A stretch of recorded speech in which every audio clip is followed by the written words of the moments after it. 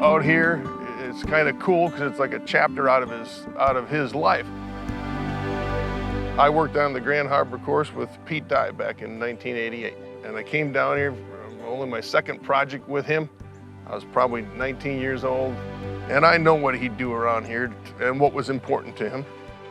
I've done some work with other architects over the years, but I've really only ever worked hand in hand in the dirt on my knees with Pete Dye. He's got some hidden bunkers behind the greens, more than I've ever seen. He's got other bunkers that you can't always see, but he did that a lot in the 80s because he had the bunker faces so severe that they'd cast a shadow.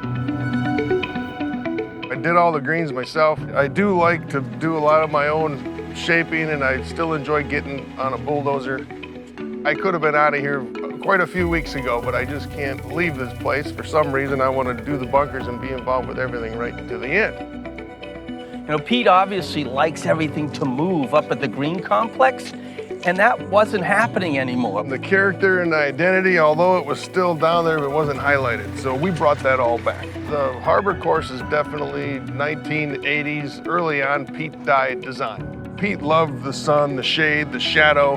He loves morning holes that cast shadows from the morning sun. He loves the evening holes that do the same thing.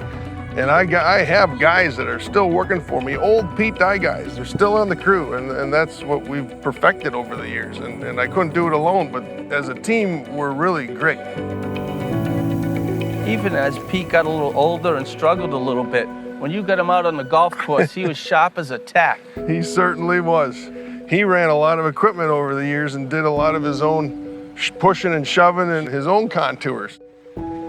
Well, getting out here must make you really think about Pete a lot. It does. To walk these fairways, know they were here, and now take the reins and do these renovations, I can't even explain.